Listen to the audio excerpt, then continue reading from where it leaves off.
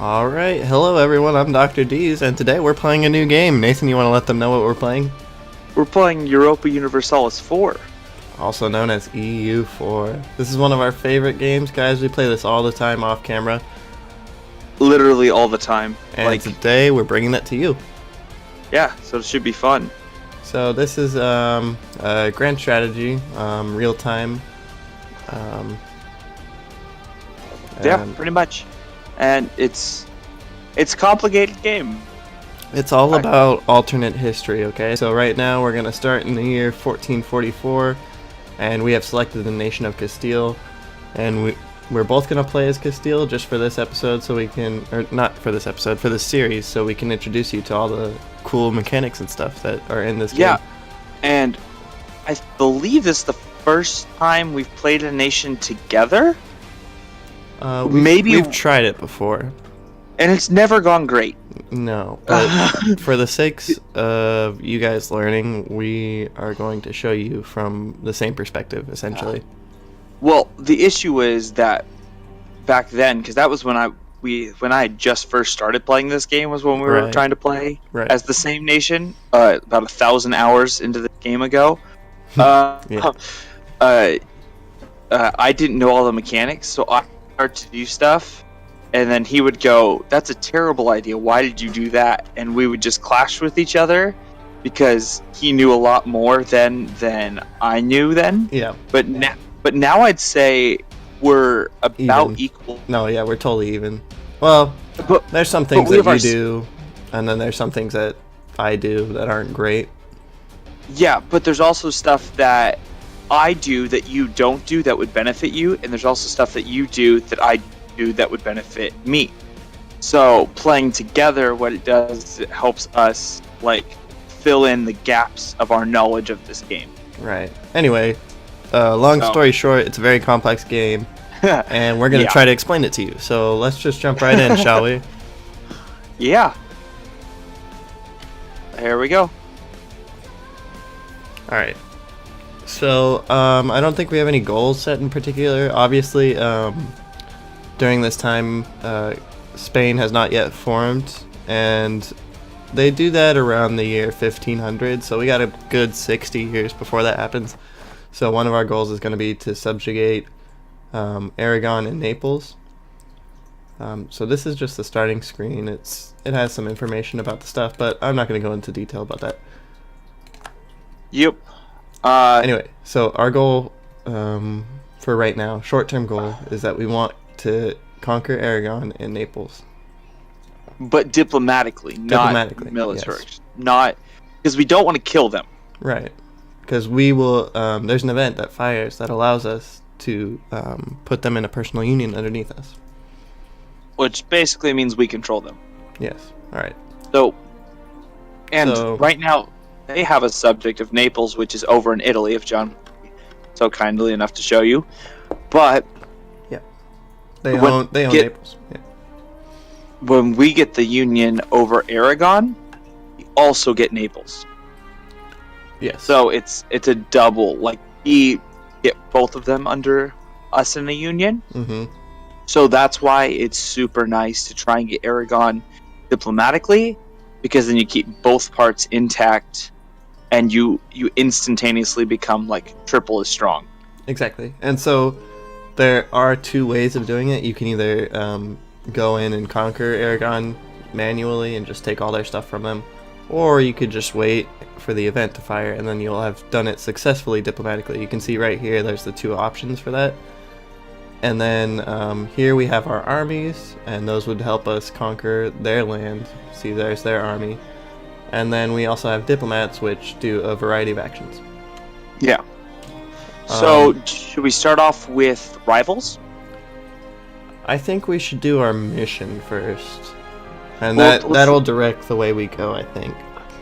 Okay, let's look at our missions and see if there's any missions. If there aren't any missions that we would like, then we would select rivals first, because sometimes that'll shuffle the missions around if you do ones. Yeah, if you select a rival. I think we could easily do solidify our papal relations. So you want to take that mission? Yeah. Go ahead and click on it. Alright, so what this does is that we are Catholic, right? Here's the religions of the world. We are Catholic, and so we are subject to the Pope, and we do what he says. So we want him to be happy with us. So that's basically what Pretty this much. mission is. So we click on the Pope. Let me just open all these tabs here real quick. Yeah. And I have to so, remember to let you click everything because right. your screen's the ones that's showing, so I just have to kind of like act like I'm doing stuff. Yeah, well, you can help me. You can like look around the world, do stuff, move Yep. troops when we need them. So Yeah, for basically, sure. the mission we just chose is to get their opinion of us, which is 25 right now, to 100. So we do that by clicking on Improve Relations, and then each month it'll tick up by 3. 3 or 2, yeah. 3. It says so if you hover over it. And so it'll only take a little while before that happens, maybe a couple of years. And so we'll just leave our diplomat there. And so see that Or- this diplomat is in charge of improving relations over there. Or what we can do. So you can't send a diplomat to the same nation for 30 days? Yeah. Or a month? Yeah. So you can't send. So we sent him a diplomat. So if we wanted to offer them an alliance to make it go even higher, which is what we're probably going to do, right? Not with the Pope, no. I don't think we No? should yell it. No. I'm saying just a temporary alliance. But we could. But there's pros and cons let's to wait both. till we do our rivals first. Yes, I agree. But yeah, that Okay. would be one way to get that mission to happen faster. If you ally someone, they obviously like you more, so his relations would be higher. Yep. Next, we should probably do our rivals. Yes. So it looks like England has rivaled us, Burgundy has rivaled us. Here's England, Burgundy, and Aragon, of course. So I think there's going to be a pretty good chance that we end up going to war with Aragon because they're probably going to attack for Navarra. I agree. So I think that should be one of our rivals if you want to set them. Set them. Let's click on Aragon and okay. Alright, so then let's look at our other options. I know England rivaled us, but we probably aren't going to go to war with them. At least not yet. They have their stuff in Gascony, Yes, southern but France. doesn't France have cores on those? The France does have cores in those. So yeah, we don't want to do that. We want to try and be friends with France. That's true. Okay. Or we can just rival France. So I think one of the options is Morocco, and I think that would be a pretty good one to go for. Let's go with Morocco second, because they're weaker than us. So I'll set that. Okay, you go for it. They're a lot weaker than us. 37%. You can see right And- here. It showed. I say we rival Burgundy, and here's why. So it's twofold why we would want to rival Burgundy. First of all, France doesn't like them very much. They're not rival to them, but France doesn't like Burgundy very much. And so we would want to rival someone we want to be allies with doesn't like, because then we can become allies easier. Or And- we could also do England, because England's already rivaled to France. Correct, but the reason I say Burgundy is because there's an event that requires that someone can take over the Burgundian lands, which If is their all. king does. If there's certain events that happen that cause it to happen, where they get inherited by a nation, and if we're rivaled with them, we have the opportunity to inherit all of their land and not have to fight them ever. Are you sure that's how that event works? Part of it's their war exhaustion as well. So it's fun, but they're also not going to be around very long, so they wouldn't be a long time rival. I'm So- gonna look it up. The Burgundian. You go for it. If you want to explain some things. So I'm going to start with our trade ships, because that's not something that really needs to be shown very much. So we're going to set our trade ships to. You want to privateer or protect trade? It's up to you.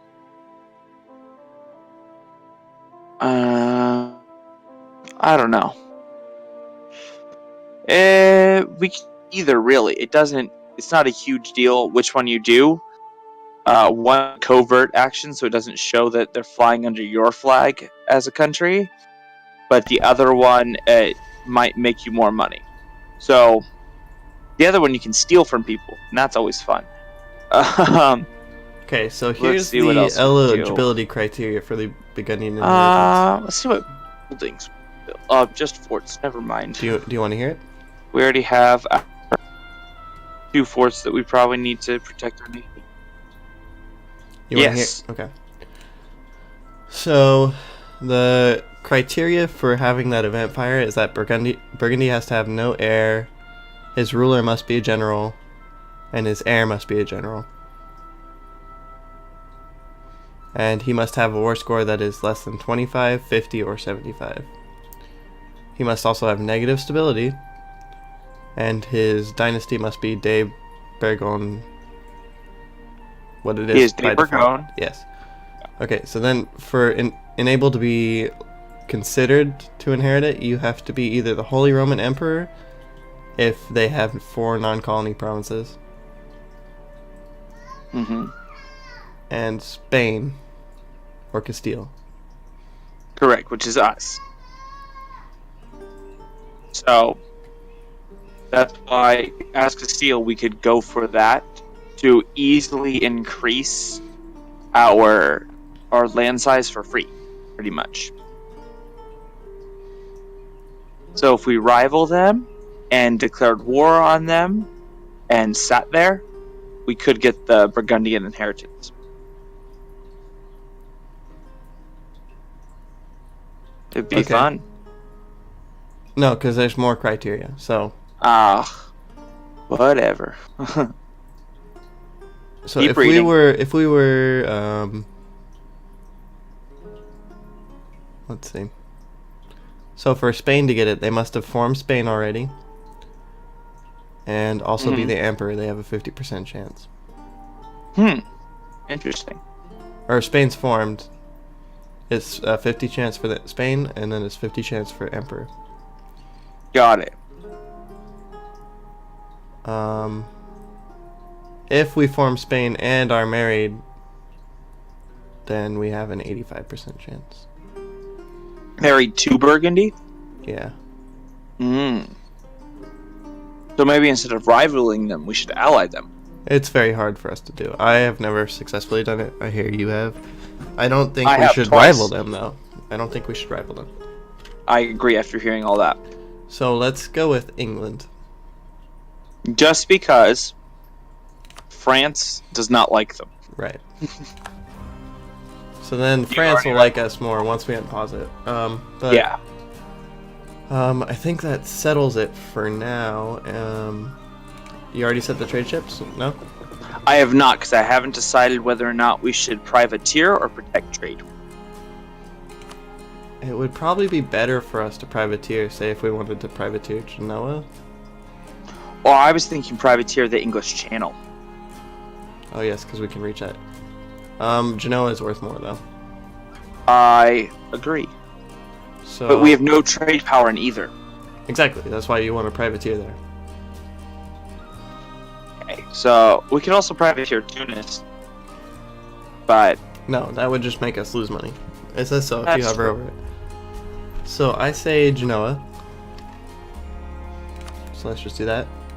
Perfect. Okay, and then here's our other navy. And so you can see we have 3 heavy ships. These are heavy ships.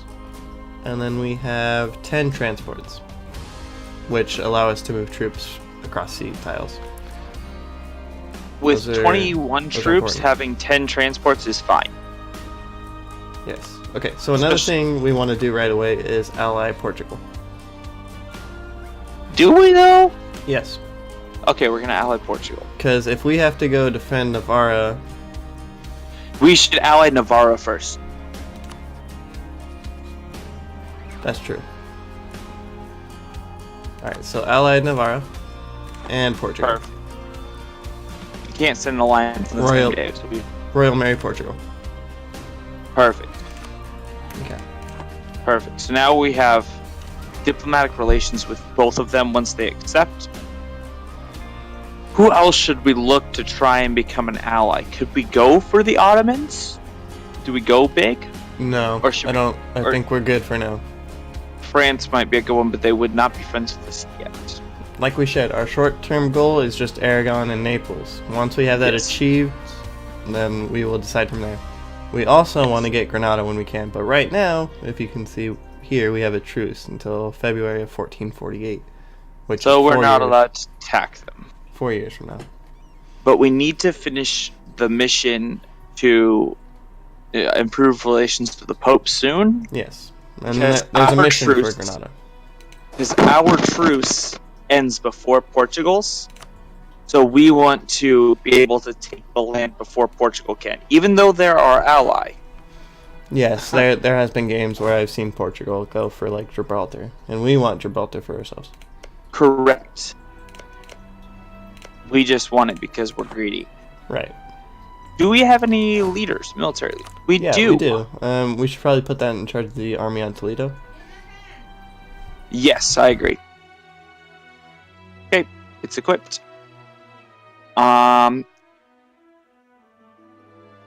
Ooh, Bavaria's winning the electors right now. We actually could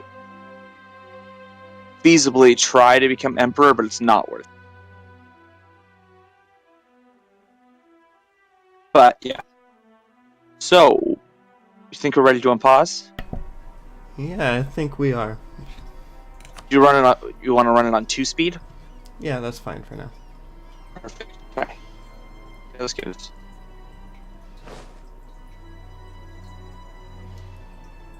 Hey. Okay, now pause again. So up here,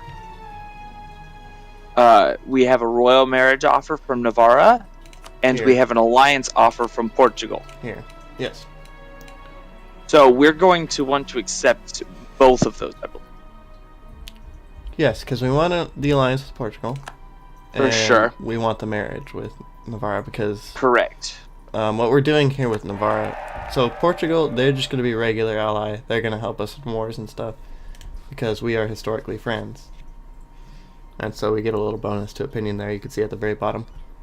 Navarra, however, they are very small and they want someone to vassalize them because they're right next to a bunch of big powers. Sometimes France vassalizes them, sometimes England, Castile, or even Aragon. Sometimes Aragon. Yeah. Basically, whoever Gets the high enough. player, it's usually the person who's not a computer player.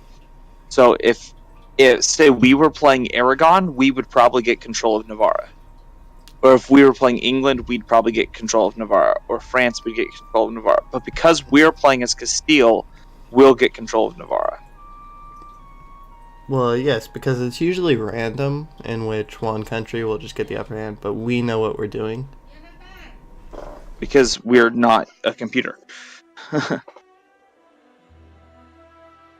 We know ways to get opinion up that the computer usually doesn't take, like offering military access and things like that. That like it doesn't make sense that it should change the opinion, but it does. So that's why we do it.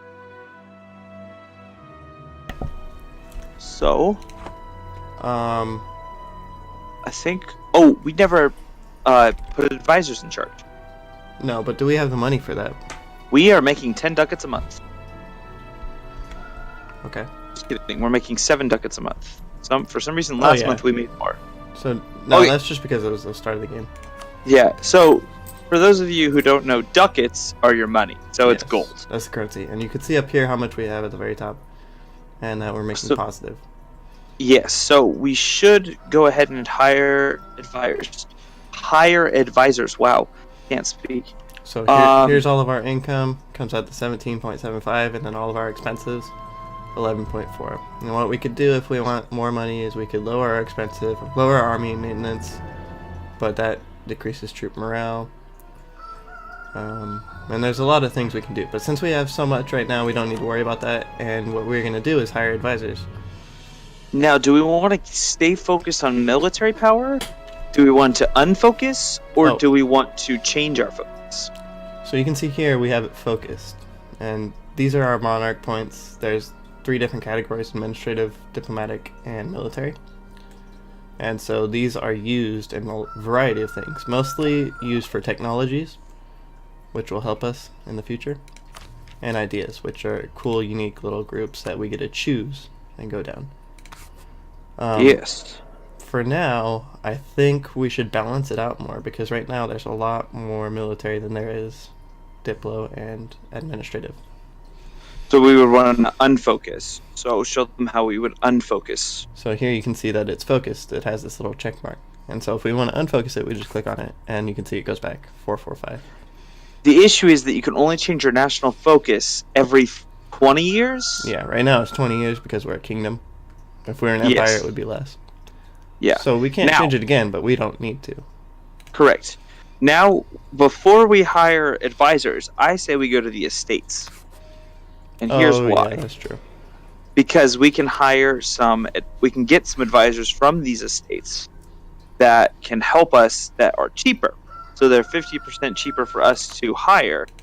So let's say on the burgers, would you mind clicking grant monopoly charters, John? I don't think we should, What? Why not? because I usually never use the burgers. I always use the burgers. The only thing I use them for is I take their money, because they never get that much of an influence. They only have 10% of our land right now. That's true. Okay, let's start with the clergy then, since we're gonna use the clergy. I did take the money from them, however. See, I use my burgers a lot more because I use them because I focus a lot heavier on trade power than he does most of the time. I build mostly light ships for Yeah, trade. yeah. I have another game right now where I had 25 ships and all 25 were light ships. I didn't have a single ship that wasn't a light ship because I like trade. Anyway, so you can see here that we could also do a generous donation to the clergy. Those influence national tax modifier, stability cost modifier, papal influence. And so right now we get these bonuses. But if we gave them money, their loyalty would be higher, they'd give us more of a bonus. So I say we give them the money I say so too, because we just took the same amount from from the burgers. and now So we're going to might- give it to the clergy. And there we go. And so yeah, that's usually what I do, is I just take from the burgers, give to the clergy. I 'Cause think now another we have thing, all of these bonuses, and they help out. another one we should click on is I think we should do the emissary to the Pope. That's exactly what I was thinking too. So if you want to do that. I'll click it. There we go. Alright. So that's been Um, clicked, and now we have papacy. We have papal influence, sorry. And so what we can do with this is we can become the papal controller, and the papal controller gets certain bonuses that you can see there. And so, you know, usually as a Catholic nation, you want those bonuses. So here's the chances that when the Pope dies, a new papal controller will be controlled. Right now the Pope has 100% because no one has invested papal influence. But now that we did it, we can. And so we're going to. And now you can see that we have a 100% chance. So if the Pope dies right Correct. now, we'd become the papal controller and get all these bonuses. I think we should attempt to try and become the papal controller in this campaign. Oh, 'Cause it's yeah, for something sure. that- it's pretty something easy. you don't. It's something you don't usually try for, because when you're doing conquests and stuff like that, you usually don't go for that. But we're going for a more diplomatic game, so we're not going to need our papal influence as much for, say, Diplo reputation or things like that would help us not make people angry at us. Alright, so now I think that should be good for now. We don't need to take the power yet. Maybe when we're closer to attack. I would say we take the minister because it's a half-price advisor. But they're also level 2. Yes, but that's still only 2 ducats a month. And that's admin. And I like admin advisors heavy. I would not say that. I'm going to turn our leaders into generals just to see what we get. Okay. And they all have different stats, as you can see. There's different pips for each one. We got shock. Shock's here. Fire. Maneuver. And siege. And these two affect the combat. And there's different phases in combat. and so they'll get up to 2 bonus and up to 1 bonus during these, depending on what type they get. Did you do the... I granted generalship, yes. I can see that. So with that, we got a 4-1-1-2. And so he has 1 pip in maneuver, which makes him faster. 4 into fire, which isn't important at this time because we don't have like cannons or guns, muskets. It's better in the later phases, but you know, it helps a little bit now. It still helps you with your rolls. Shock is the most important at this time because cavalry uses it a lot, and then the infantry uses it a lot right now too. Yes. Maneuver just helps with like river crossings. It makes the troops walk faster, and then the supply limit higher. And then siege just adds additional progress to sieges. So I think we're good as far as estates go for now. Yeah, so I messed with them a little bit.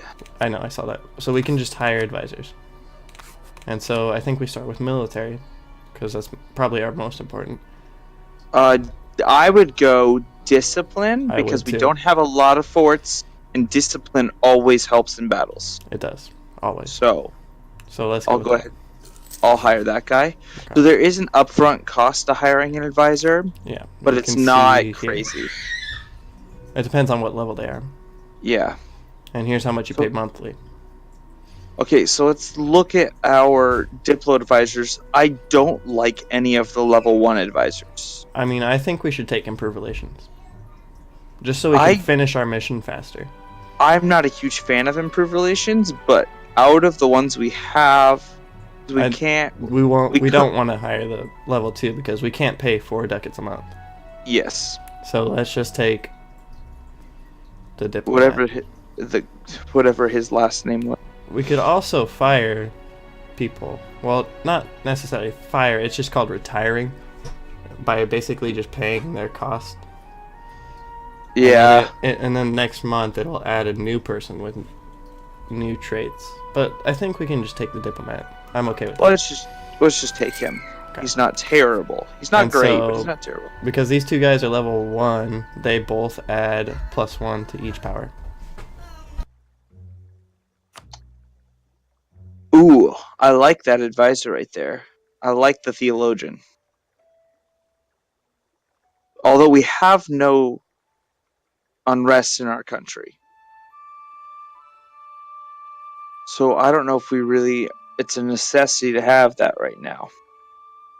So which advisor would you like to take, John?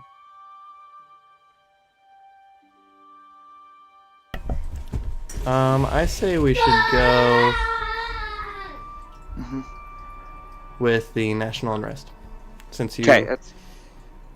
I'm also a huge fan of inflation reduction because during wars I like taking lots of money from people, and that helps with that. But well, we don't have inflation right now. Exactly. So let's just take national unrest, and that helps with rebellions. We won't have rebellions. That also opens up a national decision that we can pass. And so the criteria for this is have a theologian. And it would give us extra missionary strength, but less institution spread. I would say we don't take this yet because we have no provinces to improve. But we will soon. That's true. We will have to take this stuff, and Granada is a Sunni nation. Yes. And I think we should take it because usually the institutions, we'll go over that in future episodes, but they always usually happen in Europe. That's true. And so it's not going to be hard to spread. So we take it. I took it. And that'll help us later with mission converting provinces. Now, we've unpaused for a week in this game, but we already need to take a break. Yes, we do. And so, we've covered a lot. We've covered the base currency. We've covered the monarch powers. We've covered missions. We've covered improving relations, alliances, royal marriages. Estates. Vassalizing. We'll want to vassalize this guy, which basically just puts him underneath us. Yes, and we covered estates, and then we covered advisors. So that's gonna have to do it for this episode. In the next, I'm pretty sure we'll talk about a lot more mechanics and try and get some things started. Maybe even have a war start if Aragon decides to attack Navarra. Ooh. We'll see though. They like Yeah. to do that. Anyway, thank you for watching, and we'll see you next time.